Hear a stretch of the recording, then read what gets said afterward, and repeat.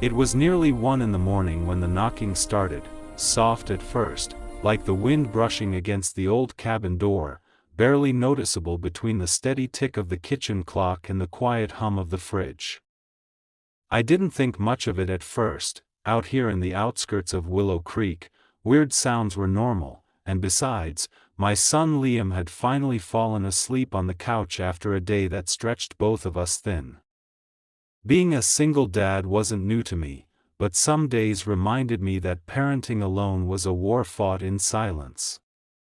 I had just finished washing the last dish when the knocking came again, firmer this time, impatient, carrying the unmistakable weight of someone who needed something.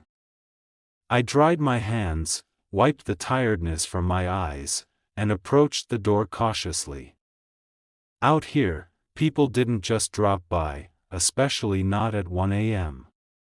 But when I opened the door, the last person I expected to see was standing on my porch, my boss, Evelyn Hale, wrapped in a long black coat, her hair windblown, and her eyes carrying a storm of emotions I'd never seen in her before. And then she leaned forward, almost collapsing into the shadows of the doorway, and whispered in a trembling voice, "Don't say a word." For a second, the world went still. No explanations.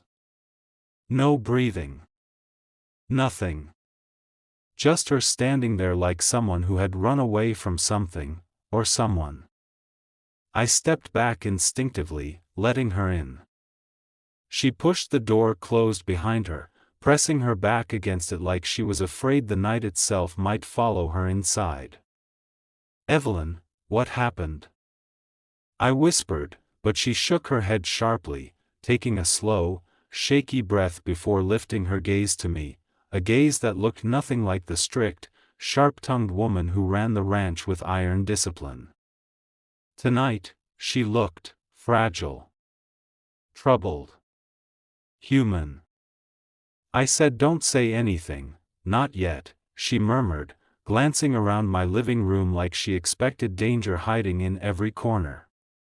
Liam shifted in his sleep, and Evelyn's eyes softened for a moment as she looked at him.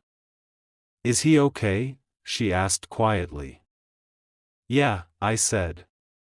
"He's out cold. Long day."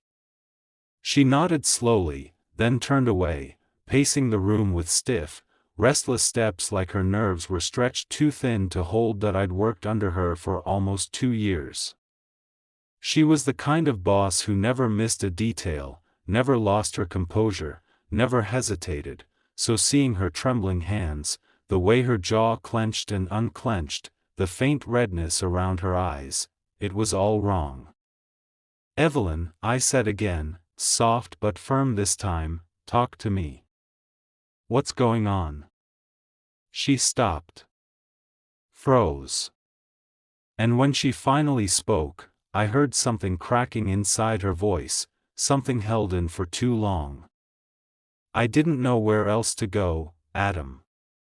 Her words were barely above a whisper, but they carried the weight of someone who'd reached the edge. "You were the only person I thought of." That stunned me. Me? A single dad, ranch hand, barely managing my life most days, and she came to me, then she walked closer, lowering her voice even further. "There's something I need to tell you. Something dangerous.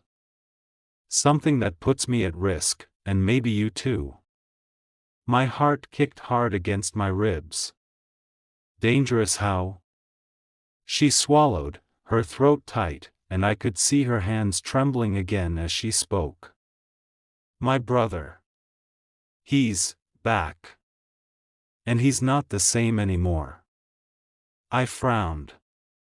I had heard her mention she had a brother once, but she'd shut the conversation down immediately after. I didn't pry. But now her voice was cracking with fear. Real fear. "He showed up tonight," she continued, angry, drunk, threatening me. "He said I owed him. Said he wanted the ranch money." She paused, gripping her arms tightly, like she was trying to hold herself together. "He broke into my office, Adam. He destroyed everything. And when I tried to call the sheriff, he grabbed my phone, smashed it, and," her breath choked. "I ran. I ran before he could do anything worse." I stepped closer. "Evelyn, you should have gone straight to the sheriff's office." She shook her head fiercely. "You don't understand.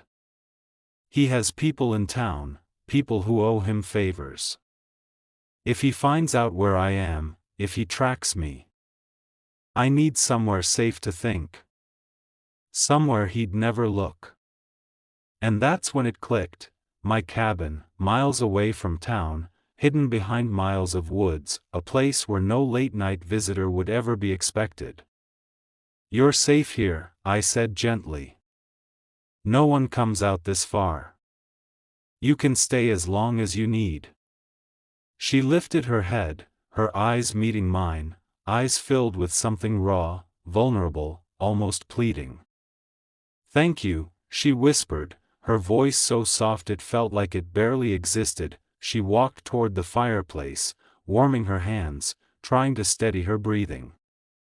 The firelight softened her features, making her look less like the unshakable ranch owner and more like a woman fighting a battle alone for far too long. "Do you want water?" I asked. She nodded.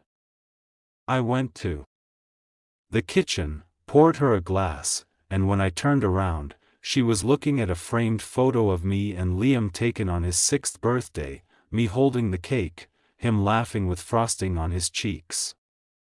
She smiled softly. "He looks so much like you." "Poor kid," I joked weakly. She shook her head. "No, he looks loved." And for the first time since she walked in, her voice sounded sincere, steady. Like she remembered who she was. For a second, she took the glass, her fingers brushing mine, her touch cold but gentle. "Adam," she said quietly, "I'm sorry I dragged you into this. You don't deserve trouble. You're doing everything you can for him." She nodded toward my son, "and I shouldn't be putting more weight on your shoulders." I shook my head. "You came here because you trusted me. That means something." Her eyes softened, then something flickered behind them, something almost like relief. She opened her mouth, maybe to thank me, maybe to confess something else, but before she could speak, the sound of tires crunching gravel outside cut through the room like a blade. Loud. Slow. Wrong. Evelyn froze. So did I. We exchanged a look, fear in hers, instinct in mine. She whispered, "No, no, no, no," and stepped back from the window, her breathing quickening again. "It's him," she whispered, panic breaking into her voice. "He followed me. Adam, he can't, your son." I put a finger to my lips. Shoo, her breath hitched. The engine outside went silent. No headlights. No voices. Just a presence lurking in the dark. I grabbed the fire poker quietly, tightening my grip, signaling her to take Liam into the bedroom.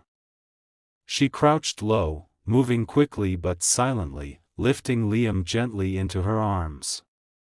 He didn't wake. When she disappeared into the hallway, I stepped toward the door, heart pounding, muscles tense, listening.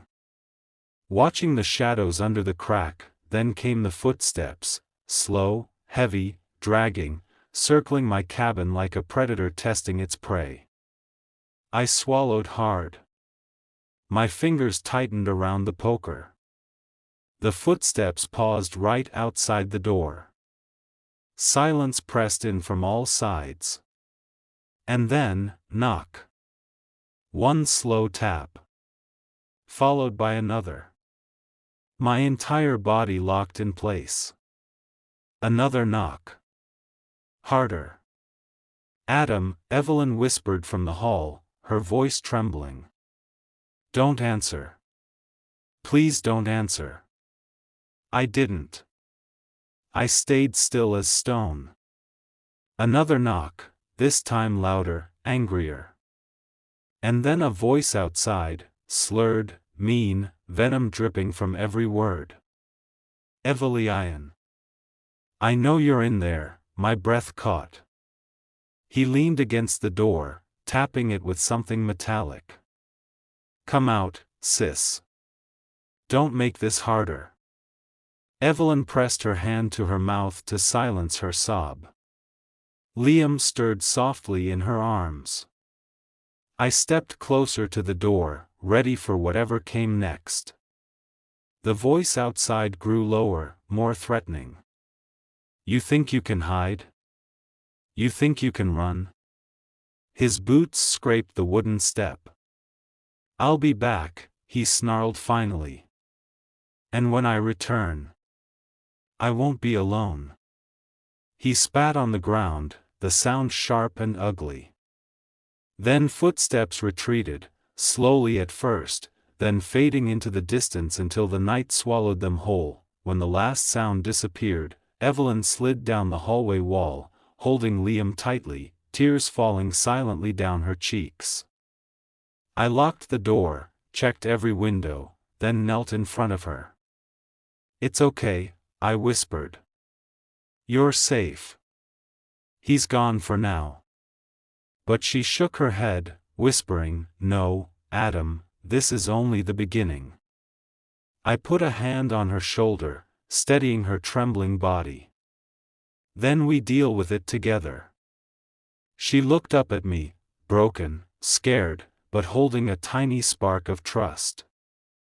A spark that could grow into something neither of us expected. Adam, she whispered shakily, thank you, for not turning me away. I gave her a small, reassuring smile. I don't turn away people who knock on my door at 1 a.m. and whisper, don't say a word. She actually laughed, soft, tired, but real. And in that moment, something unspoken settled between us, something deeper than fear, stronger than danger. The beginning of a bond neither of us saw coming, and a storm neither of us were ready for.